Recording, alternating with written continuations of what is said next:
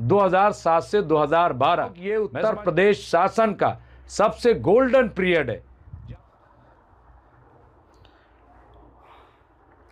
उत्तर प्रदेश की राजनीति में अगर आज कोई कामयाब नजर आ रहा है तो वो बहुजन समाज पार्टी के लीडर, सरबराह, उत्तर प्रदेश में 4 बार मुख्यमंत्री रह चुकी आयरन लेडी और पसमानदा समाज की मसीहा आदरणीय बहन कुमारी मायावती जी हैं। मैं ये बात इसलिए कह रहा हूँ क्योंकि आज जिस तरह की राजनीति की जा रही है, जिस तरह के सवाल उठाए जा रहे हैं और एक दूसरे पे जो हमले किए जा रहे हैं, आप देखिए कि बीजेपी समाजवादी के बारे में कह रही कि समाजवादी पार्टी के दौर में ये हुआ, दंगे हुए, एक ख़ास तबके को प्रलोभन दिया गया और न जाने क्या क्या अपीसमेंट की बातें। वहीं दूसरी तरफ अब समाजवादी पार्टी कटघरे में खड़ा कर रही कि बीजेपी बुलेट और बुलडोज़र और नफरत की राजनीति के अलावा कुछ नहीं कर रही है, कोई काम नहीं कर रही है, हर तरह से फेल है। पेपर लीक हो या बेरोज़गारी हो या लॉ एंड ऑर्डर का मसला हो, किसी भी एतबार से बीजेपी कामयाब नहीं है। जब ये दोनों आपस में टकराते हैं तब एक नाम सामने आता है और वो नाम है आदरणीय बहन कुमारी मायावती जी का। 4 बार आप मुख्यमंत्री नहीं और एक बार तो फुल फ्लेज 2007 से 2012। मैं समझता हूँ कि ये उत्तर प्रदेश शासन का सबसे गोल्डन पीरियड है, जहाँ न गोली, न बुलडोज़र, न दंगा, न फसाद, कुछ भी नहीं। लॉ एंड ऑर्डर इतना चाक चौबंद और जो माफिया थे सारे अंदर थे, कोई भेदभाव नहीं था। सबका साथ, सबका विकास अगर कहीं देखने को मिला था अमली तौर पर तो वो उत्तर प्रदेश में मायावती जी की सरकार में दिखाई दिया।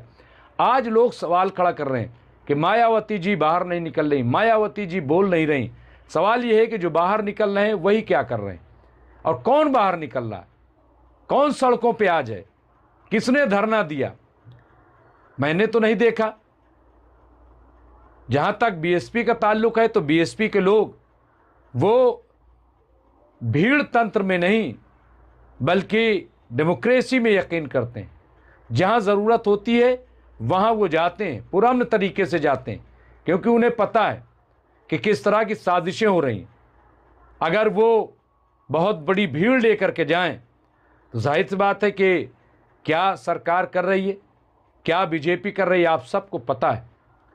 तो इसलिए आदरणीय बहन मायावती जी सही तौर पर अपने कार्यकर्ताओं को गाइड कर रही हैं, सही तौर पर उनको दिशा निर्देश दे रही हैं और ट्वीट के ज़रिए अपनी आवाज़ को बुलंद कर रही हैं। वो बता रही हैं कि क्या करना और क्या नहीं करना। बीएसपी में भाईचारा कमेटी बनाई गई, मुस्लिम भाईचारा कमेटी, और कहा गया कि कोई रैली नहीं करनी, कोई जलसा जुलूस नहीं करना है, बस आपको लोगों के बीच में जाना है, उनसे बातें करनी पुरसुकून अंदाज में। अब इससे आप देखिए कि जो पोलराइजेशन का खेल है बीजेपी का वो रुकता है। क्या हुआ सयानी घोष का? बड़ी बड़ी बातें मक्का और मदीना और काबा की बातें कर रही थी, कहाँ जा रही? बीजेपी में जा रही।